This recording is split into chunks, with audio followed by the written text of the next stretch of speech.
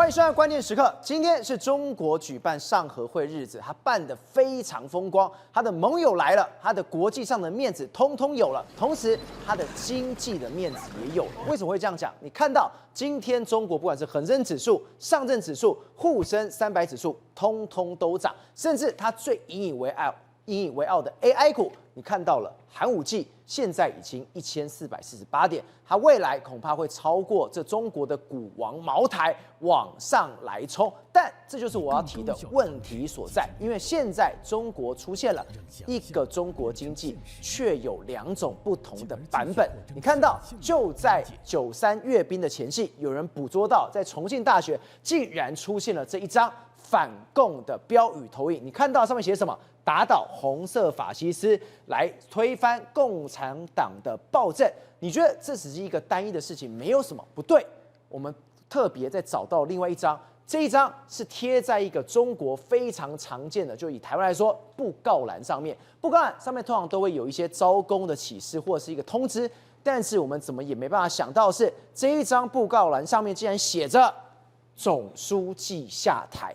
下面还有非常多的文字，他署名是谁？署名是一个老工人，这代表一件事情：现在中国的经济在底层的下面非常非常差，甚至中产阶级也有同样的想法。就是我们想问的：为什么一个中国经济会有2种截然不同的样子出现呢？所以始终到底要相信这股市一路往上冲，越来越高，还是这个所谓底层经济，大家对于底层的不满？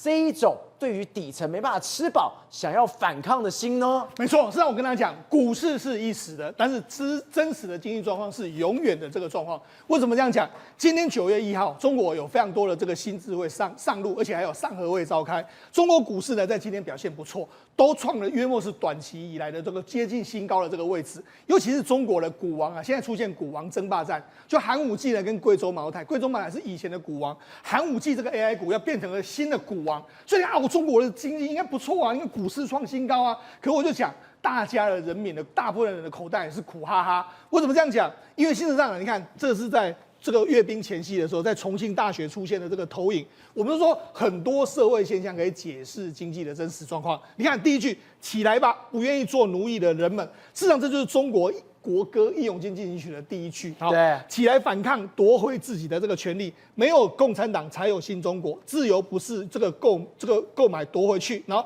打倒红色法西斯，这个推翻共产暴政。有在这个反共的投影标语。另外一个，在这个有一个老工人啊，他们在那个大字报上面就张贴，你看总书记下台这样的状况。那为什么会有？你想说不是？股市创新高，为什么民间对这个习近平或者对经济来说，对共产党这么的不信任？这也太奇怪了！你股市好，我应该大家赚得盆满钵满啊。对，但是问题就是这样，股市赚毕竟是有股票的人才赚钱嘛，但是大部分的民众呢，大部分是苦哈哈。中国现在的失业率，年轻人失业率10几%，一般的失业率也是5%到6%以上，事实上相当高。再加上今天他们有一个叫社保要强制上路之后呢，赵你知道出现什么状况吗？很多老板说，我要缴社会保险，我不想缴了。所以他们这个时候，今天上路的第一天，甚至前几天，很多厂房就关了。所以这显然是什么？真的假的？对，你的制度反而让你的这个人民呢陷入一个没有工作做的一个状况。所以来说，这是2个极端，但是2种来说都是中国经济的表现。但是只是大多数人呢是真的没有赚到钱的那一堆。不是这样讲也太奇怪，也太极端了。你看到上海 A 股哇4059，而且我们一查。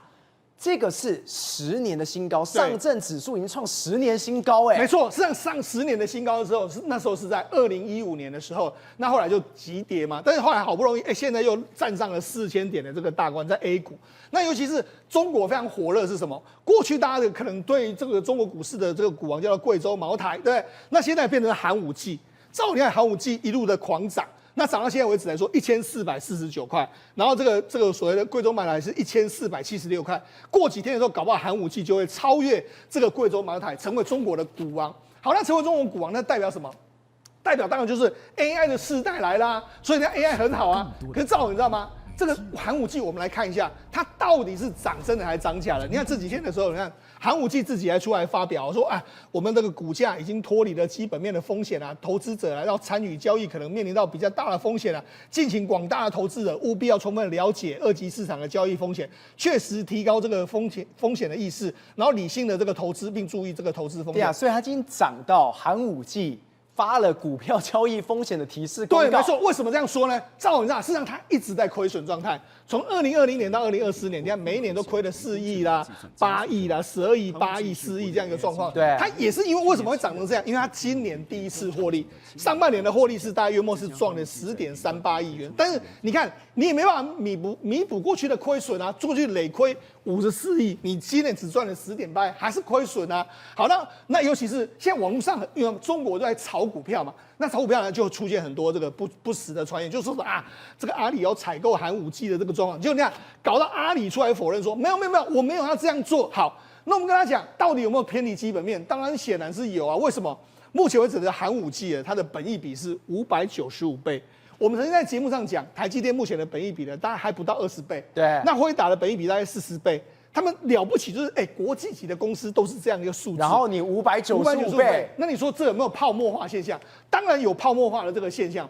不过我们看到一个状况是什么呢？就是说股市在里面炒的过程里面来说，很多的这个证券公司呢，开始给它这个调高平等，还有人调高到2000多块的这个目标价，所以寒武纪可能会继续往上冲。好。那我们讲寒武纪就是一个，你看它本身，因为为什么？因为它有一个很大的梦，所以它可以用的本梦比往上冲。好，但是我们来看其他几家公司。好，那你说这个脱离基本面我们不要看，我们来看实际的基本面。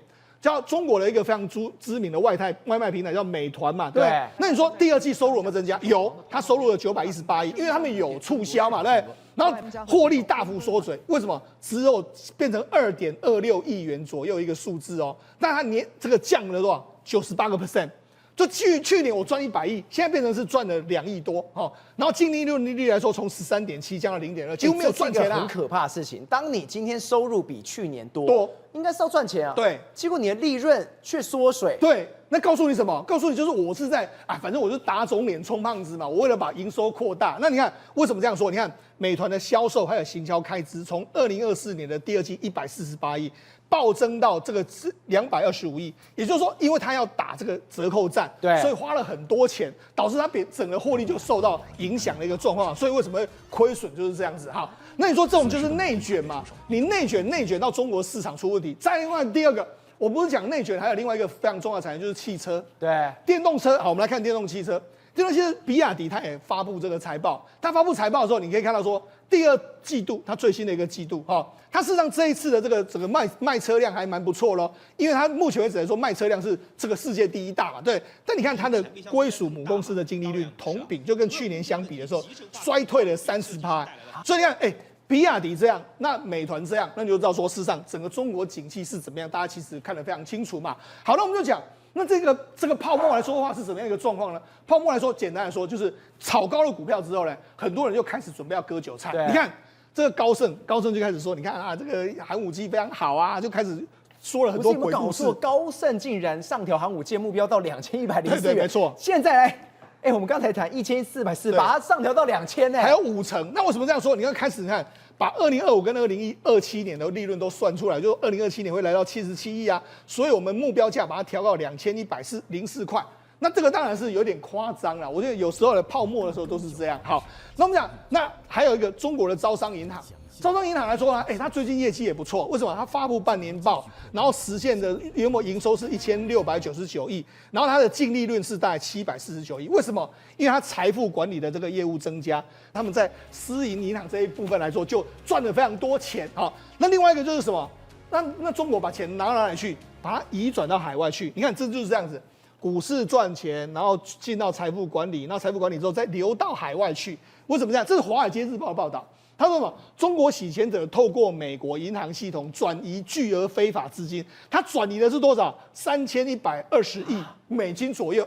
所以我才说，中国目前为止还是一直在这个资金往外流的这个状况。虽然股市赚钱，但是很多人割了韭菜，存到银行，再透过管道流到海外去的一个状况。这也太吓人！你在第一层就割韭菜，等于说一些中国那种真的很辛苦的人，把是钱投进股，是然后你就割完你的钱也不留在中国，是。都转到美国去了。所以这就是目前为止他们玩的这个游戏在这边嘛，股市的泡沫就是这样形成的嘛。好，那除了这个之外来说，我们不是讲吗？今天有一个新的措施，就是我们其实也在讲，中国有一个新的法令说，我们要保障所有劳工权益啊，我要强制社保。好，强制社保是9月1号上路，所以强制社保是什么呢？它意思说，过去我任用，假设我今天任用兆和，好。那除了我要给你的薪水之外，社保的部分，包括说像五险一金那些，我都要给你。那过去其实中国没有强制这样做，中国是说希望给你，但很多人就说没有关系，我跟什么，我可以协商，我就放弃这个社保，因为为什么？因为这个某些程度来说的话，我就跟你说，兆和。那个社保反正交给中央的嘛，对不对？那社保大概占你的薪水的这个20-30%，那这样我多给你5%薪水，那你就放弃社保好不好？反正社保你也拿不到啊，以后才拿得到啊，所以这种很多私下协议都会出现。那我就那当然对厂商来讲，我原本要缴20%，对不对？那我今天多个5%给你薪水，你就少缴，所以15%我是赚到嘛。那问题是现在就变成是你要强制交，那怎么办？那公司就说什么没办法，我倒闭了。你看马上就出现很多倒闭潮，只是一个社保就变得那么脆弱，因为你因为你薪水增加了非常多，我要付的成本相当的多啊。对，我本来要多付20%嘛，我们协商好5%嘛，就你现在那个我不能逃避，我们变成是20%，对，那就倒啦。你看，所以9月1号一上路，这边真的你看到整个都空荡荡，他就说不好意思，我们公司撑不住了，然后太扯了吧，这是餐厅马上就倒闭，那你看厨房里面马上就没有人了，对，那你看这也是一样。因为大家都因应9月1号，所以事实上在9月1号之前，就很多厂商就趁机倒闭了，就说反正因为接下来我这个所谓的这个说9·1的强制保险，我绝对缴不起。你看，这是在山东还有上海一个画面，都是出租店，对他马上就宣布倒闭了。那甚至还有一个老板就说这样了，你看有一个工厂，他就说，我再次大家表示道歉，非常抱歉，那就没办法，因为我们现在真的撑不下去了，就关闭了一个状况。所以呢，事实上你看，这有一个媒体报道，他说义乌有一个日用工厂的这个老板，他说去年下半年就生意变差，然后老板说这几年没有获利，总收支打平，但是8月颁布了社保的这个新规之后，成了最后一根稻草，然后最后决定清退这个工人，关闭工厂的一个状况。所以呢，事实上就是这样嘛，因为社保，那没办法，我就只好把它关掉。然后我就讲，你看，因为什么？他说像缝纫工、包装工，一般工资在人民币6000左右，缴社保肯定要降薪嘛。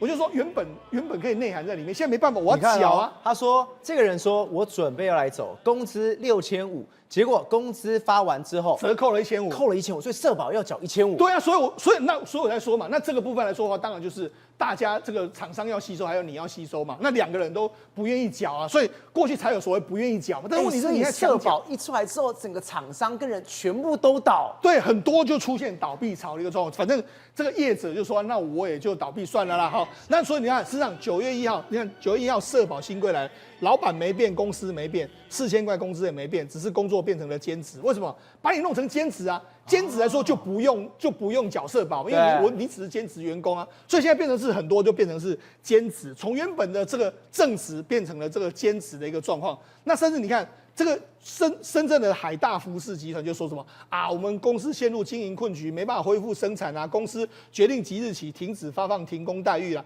并无力继续缴纳这个社会的保险还有住房的公积金，所以那就这样，反正我就倒了。然后以前要欠你的我也就不缴了，那我就刚才不是讲吗？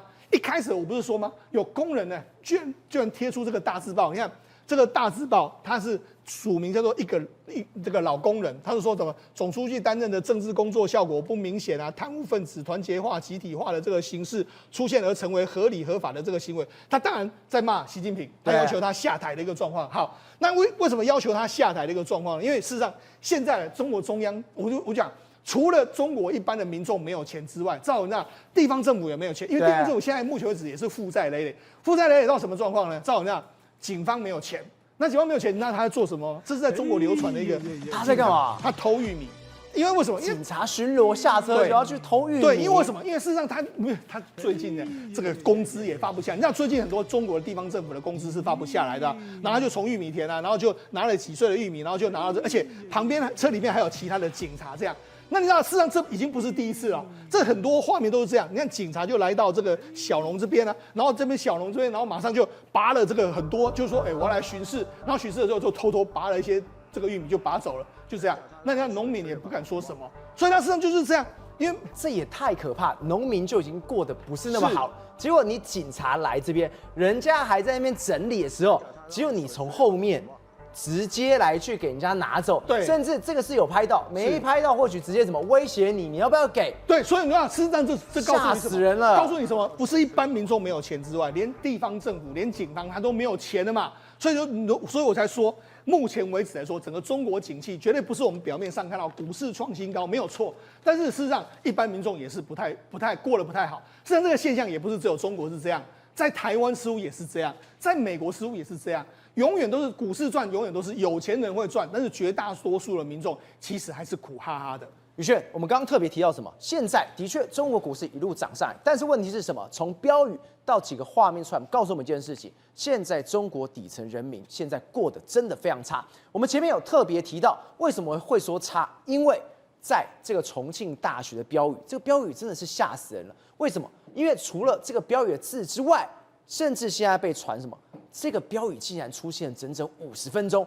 都没有人知道从哪里出来的，这表示什么？这个标语它是一个非常缜密的行动，而且要来唤起这些底层的不满。所以赵和，中国想尽办法要把北京弄成是天空蓝，变成是什么93阅兵蓝，但是呢，民众呢不用花那么多钱，反而呢把这样子口号跟旗帜跟标语变成他们的抗议墙，一副的就印在重庆大学的墙上。而这件事情诡异在哪里？因为它时间点发生在29号晚间10点多，对。但你很难想象说，在这样的一个闹区，因为呢这边大学墙哦，它是所有整个方圆100里里面非常多人都看得到，因为它是数1数2高的高楼，所以包括14所大学以及大堆社区，眼睁睁的这些中国的老百姓就看着这样的标语在那边蹭了将近快要1个小时的时间，而且里面写了什么呢？我们讲哦，没有共产党才有新中国，自由不是恩赐，要去夺回，打倒红色法西斯，推翻共产党暴政，起来吧！不愿做奴隶的人们，起来反抗，夺回自己的权利！照了，这是要把中国政府给推翻掉。对，跟你简单粗暴，就是你共产党给我下台，你法西斯给我下台，你独裁的政府给我下台。结果你知道吗？他就这样蹭着，找不到他们警察第一时间要去找，说根本就找不到，后来才发现说真的终于找到这个房间了。隔了50分钟之后，结果呢，在里面人去楼空，唱空城计，根本没有人，因为发起这个行动的主使者叫做戚红。那戚红人在哪里呢？他人在英国。那你看哦，警察马上去找，终于看到了。公安一进去的时候，他想说到底发生什么事？竟然是在这里，对，人去哪了？我也不知道。设备到底藏在哪里？对，他们是找了好几间房间，才好不容易找到这个地方。后来发现说，怎么也没有人啊？就一台投影机啊！你看，照了，它是标旗对阵，你有没有发现？对，贴的整整齐齐的，代表他事前是有演练过的，到底是怎么样？而且光源，我讲白了，你第一时间点你到底怎么样去打的？代表说他过去有测试哦，但你很有可能测试的时候就会被发现哦。可能他测试的时候是照一般的白光，后面呢才把这个滤镜弄上来。那滤镜是什么？就长相这边，你看哦。打倒红色法西斯，推翻共产党暴政他就是把这个东西弄在他的这个投影机上面，所以等于说他远端遥控的方式，他人在英国，对不对？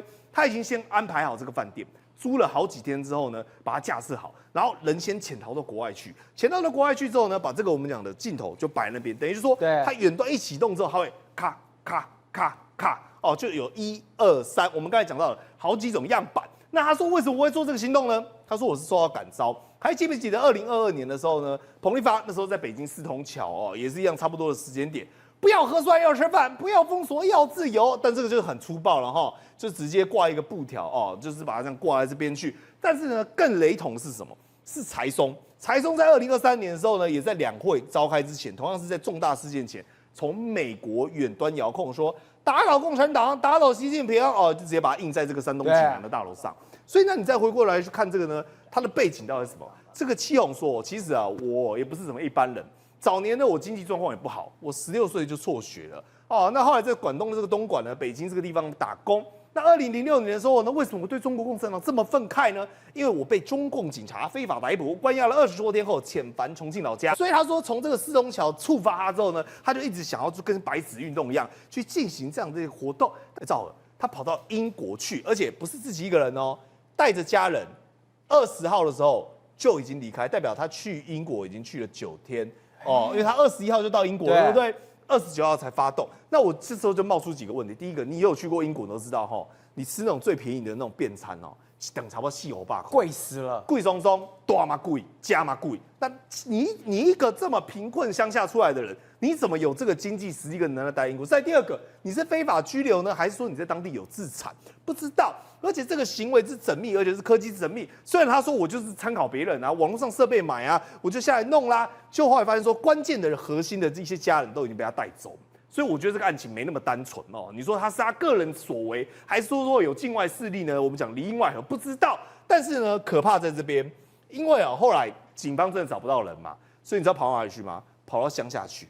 跑到乡下去开始去找他的一些重庆的亲戚啊、好朋友啊、哥哥啊，都被警方带走，所以相关的电脑呢全部都没收，因为反正我抓不到你嘛，我都抓你身边的人。而且我觉得这里面最可怕的是什么？第一时间我们看到这个画面，公安闯进去那个房间，全程都有录音录影，监视器都摆着，甚至公安到他们家去搜的时候，你刚刚特别讲是乡下，乡下谁会放这么高画质的监视器？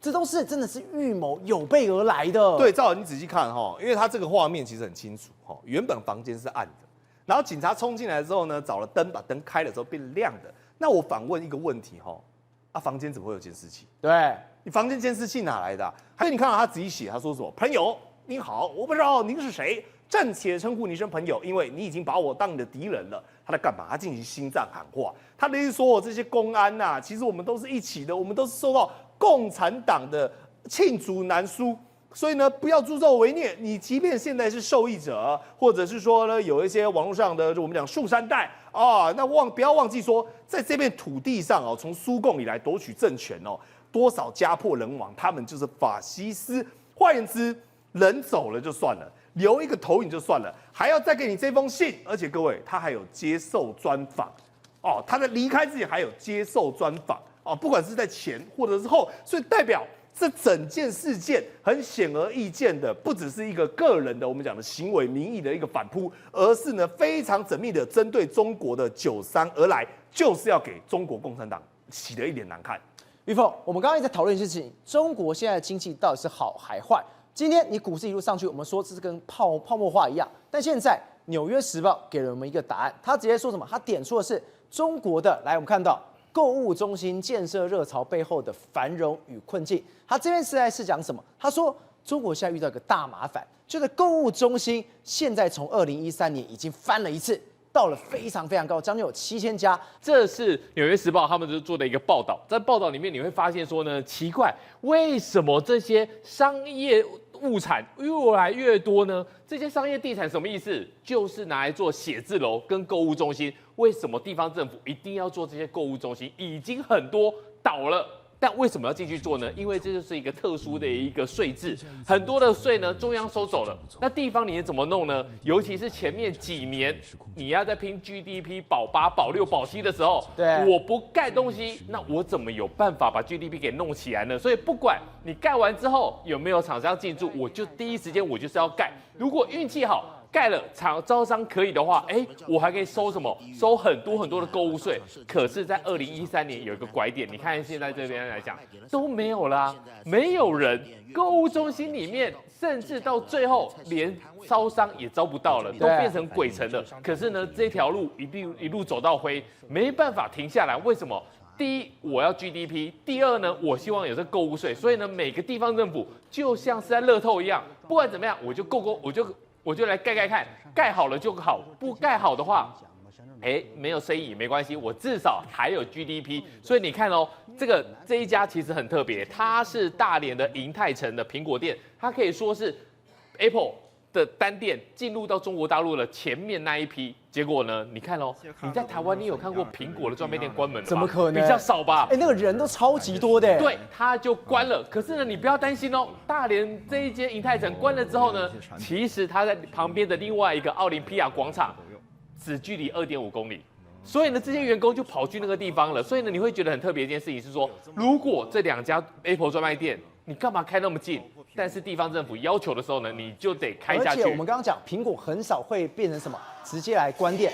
表示说什么？这个大连银泰城这个购物中心有够烂的，它已经撑不下去了，我是直接要撤店的。为什么它会撑不下去？其实它算是那个地方的老牌百货公司，可是呢，因为周边开了太多家的广场，就像我们刚才讲的奥林匹亚广场。那新开的都开在哪里？都开在他们的地铁捷运站附近。那这一家银泰城呢，它就是没有慢慢变成孤岛。那你不要以为说这个是唯一的一个问题。你看到这个是无锡的苏宁广场，它最后呢是整栋在招租，没有人来，连店家都不来。然后呢，上海的一些比较外围的广场也都没有。到目前为止的话，苹果零售店之父荣恩强生，他就是苹果第一批进到中国大陆去展店的。他离开的时候是什么时候呢？他是2011年，他就看出来不对了。你们怎么一直在盖，一直在盖？你们这个单店的效率都越来越低了。可是没办法，为了 GDP。为了这个购物税，还是得盖下去，这个就是中国目前为止讲最大的一个问题。好，那经济不好的话，你会出现什么样的一个状况？过去你在台北，你有没有发现一件事情？在大桥头，每天早上都会有这个打零工的工人等着工头来叫工、来点工。其实，在北京6环那边也有一个地方，那这个地方呢叫马驹桥。过去来说的话，马驹桥有一个很响亮的名字哦，落难必闯马驹桥，什么意思？如果你今天从上海、从广东，我一路北漂到北京，那我如果生意成功了，那当然好。如果我生意失败怎么办？不用担心，还有最后一关点西家马驹桥，就是马驹桥。你来这个地方，你一定有工作，你有工可以做，你就可以养活自己，甚至呢把钱送回去家乡。所以呢，有这句很夯当、很响亮的话：落难必闯马驹桥。反正你只要愿意，你一定有工作。可是呢，现在来讲的话，你看看现在的状况，人很多，表示很多人落难。问题是你过去来说的话，马驹桥有很多劳务公司，劳务公司是什么？就是来点工的。你这些劳务公司都没了。那表示没有工头啊，大家都不来点工啦，然后呢，你就只剩下这些劳工整夜的守候。原本这一些公司是有开着，但现在只剩劳工，公司都关了。没错，过去很多，你看哦，他做网咖的、殡葬业的、保安的、物流的、小时工的，现在都没了。在过去来说的话，你到马驹桥，他们说有一个保证。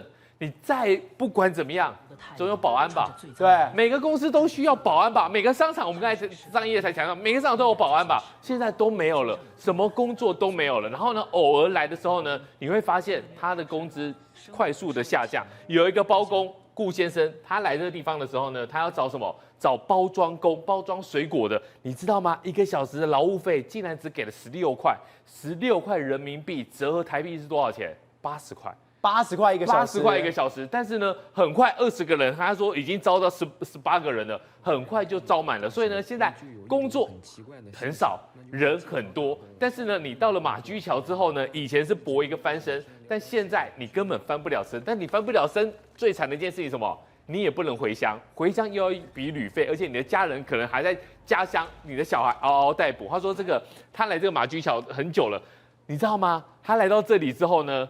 在6环、5环之间呢，1个月包水电费是650块。可是你看一下这个环境，对，这个环境你再仔细看一下，它是一个小了吧？不是，它不是一个房间吧？你仔细看，你怎么看都觉得它像是一个卫生间吧？但是呢，不管，反正呢，你只要650块，便宜，然后呢又有水又有电，他反倒还觉得很划算哦。那你抢到这一间的，算运气不错的哦。你这个厕所改装成这个房间的话，算运气不错的哦。你还看这种日租的，日租就非常可怕哦，一天大概是20块，20块的那种日租房哦，那个被子也是脏的，然后呢枕头也没有换，然后你要去洗漱的地方啊，其实说比较实在的，如果你没有去过那个地方打过工的那种洗漱的地方，那个环境哦，晾衣服的地方，你恐怕你是没有办法在这边生活的。甚至如果你没有抢到这种单人的单位的话，你必须要怎么样？这个就是他洗漱的地方。我觉得一般人可能比较没有办法。好，如果你没有抢到单人单位的话，你就怎么样？你变通铺单位，你也是20天，20天一天哦，20元一天。你睡成这个样子，我觉得那个卫生环境真的是比较糟糕的。可是还是有很多的人，为什么呢？很多都是辛苦人啦。有一个黑龙江来的一个女生，她原本在药厂工作，可是呢，她才43岁，竟然被以年龄过高给开除了。那开除之后呢，你就落难来到马驹桥，来到马驹桥之后呢，你知道吗？现在他已经没有办法再负担五险一金了。你根本没工作，你怎么负担五险一金？然后呢，工作也非常的少哦，最好的工资大概一天只能挣180元。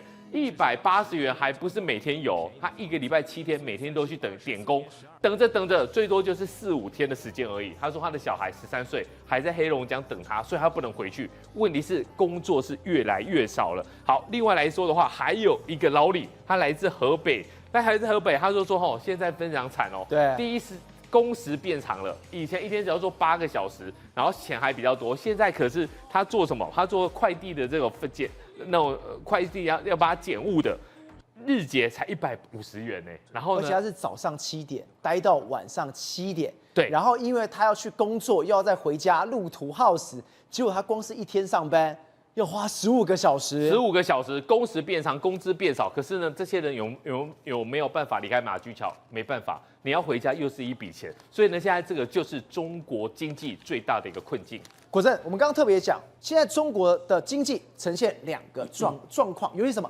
好的天堂部分是它的股市，中国股市好之外，你跟我讲还知道一件事情，中国股市好。现在习近平还带着全球一起来炒股，中国竟然带来一个很大的副作用是，他越是这样炒股，越是这样阅兵，大家越怕他，越不跟他买东西，反而帮助很多国家赚了大钱，很多国家的股市大涨。所以有人经济学人就统计出来说，谁是中国有史以来最爱阅兵的狂魔？近代以来，那胡锦涛跟江泽民其实10年才一次。江泽民上台的时候，1999年上阅兵一次，胡锦涛也是阅兵一次，那他们2个确定10年一次国庆阅兵。那邓小平当然在位很久，可是他其实只有1984年阅兵一次之后，从此就没有用领导人的身份阅兵。结果习近平你知道吗？上任以来，他总共阅兵了6次。最爱阅兵的就是习近平，阅兵狂魔就是习近平。可是副作用还蛮大的。经济学人就用经济的角度来告诉他，他反而造就了全球军火双雄，反而大家更不喜欢跟中国做生意买东西。他就说，经济学人用高级黑的方式，就北京天安门9月3号将有不祥之兆。你看这句就很好笑，而且他会有金正恩跟普丁都会来，其实就是一些邪恶轴心人。当然，这个阅兵有一个好处是民主会更自信啊，感觉中国军事实力很强。接着中国会推销自己的产品啊，潜在我这些武器你要不要跟我买，跟世界来推销嘛？可是偏偏你跟金正恩跟普丁在一起，所以就会产生一个效果是，你真的有把武器卖过去，人家真的会买吗？还是买别的国家武器？所以经济学人接下来就做这个表，做这个表还蛮好玩的。我就说，你这么阅兵6次之后，大家真的买你武器吗？其实并没有。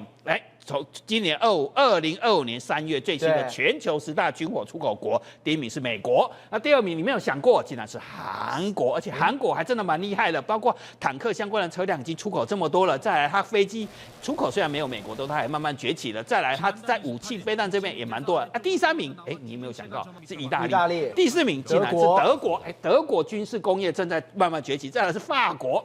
再往下比的时候，才发现是中国，中国应该排到第6名，而且它才出口这么一点点，跟韩国比差非常的多。所以当今天习近平93喊阅兵的时候，韩国开心的要死，我的订单又来了。所以经济学人就说，其实大家看到你这些邪恶国家聚集在一起这么大阅兵的时候，其实大家也会做军备竞赛。我怎么会去跟你买一样武器呢？我尽量要跟自由世界国家买武器嘛，这其实就负面作用。那韩国凭什么做到这个生意呢？经济学人分析就好玩，因为韩国的价格优惠，然后生产速度很快，因为韩国政府跟他7大财团一起合作，接着他生产了叫品质可靠，就北约的标准设备。所以简单来讲，就是物美价廉，韩国非常的厉害，而且他跟沙特阿拉伯卖飞弹出去，跟秘鲁、跟加拿大卖潜舰跟军舰了，然后跟罗马尼亚卖榴弹炮，甚至跟波兰卖坦克出去了，出金额还蛮大，200多亿美金，甚至跟加拿大卖了12艘的潜艇。韩国造船工业真的越来越强，结果这帮助什么？韩国的股市你有没有想过吗？今年我们都以为台湾股市涨很多吗？创历史新高。对不起，今年最强亚洲股市是谁？是韩国。其实也不是中国，港股今年涨了27%，结果第1名竟然是韩国。韩国股市今年涨了32%，冲进了全球前10大最强股市的行列。那韩国股市为什么讲嘛？富兰克林证券就讲了，其实富兰克林就讲，韩国股市涨34%，核心动能来自于国防工业的全球扩张，所以靠的是什么？买军事武器。没有想到，竟然是韩国是军事武器的强国，还有一个国家真的慢慢的崛起，就是我们没有想过。德国这个国家也慢慢变成军事强国。你看，德国股市今年其实涨得并不到多，是0.35%，但是德国一家公司其实今年涨幅相当吓死人，已经涨了185%。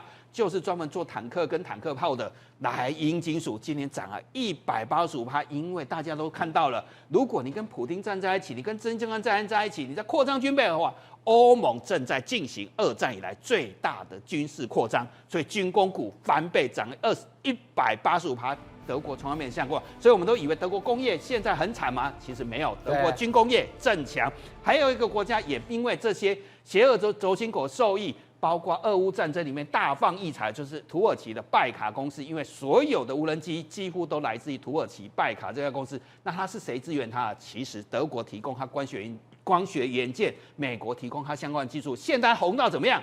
它现在1年本来出口20亿美金，现在可以出口70亿美金了。连日本都最近8月份还跑来跟他说，我要跟你一起合作，去拜访拜卡公司，要一起合作。所以连土耳其也因此受惠。重点就是它是专门在对抗俄罗斯上战场、乌俄战场上的无人机，所以大家都变成是在组成一个军备竞赛，要对抗整个邪恶轴心，所以没有赚到钱，那一样。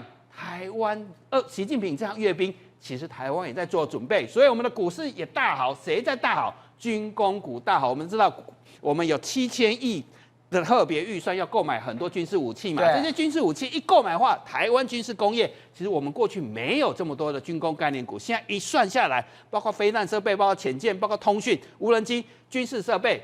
都有相关的概念股出来，甚至涨翻天，你知道吗？其实我们涨也不输给中国股市，甚至你要去讲航武纪很强吗？其实我们的军工股也涨很强，像雷虎从6月、7月以来60几块涨到最高这一波到180块，它其实1年顶多还赚2块钱 ，EPS 2块涨到180，其实有点高，所以就变成军工全部变成注意户大股，全部被抓去关，包括雷虎，还有龙德造船，其实它赚的钱也不太多，它现在涨到150块。其实有点夸张，但是都是谁造成的？习近平造成的，因为全球都在扩张设备，而且你不要小看台湾了，台湾其实非常的强。我们刚才讲，不是土耳其的无人机很厉害吗？其实它的最大工具机的进口国就来自台湾，甚至我还被人家说，我们透过土耳其把军工相关的工具机出口到土耳其去。其实这代表什么？我们有精密设备，我们很会做工具机，再来我们还有 AI 加军火，所以台湾其实如果在军工产业这块发展，其实是很有潜力的。宏观取材，厘清真相，犀利精准，深入剖析，时刻掌握关键，新闻时事不漏接。老时段，新气象，我是钟耀和，关键时刻2.0全新出击。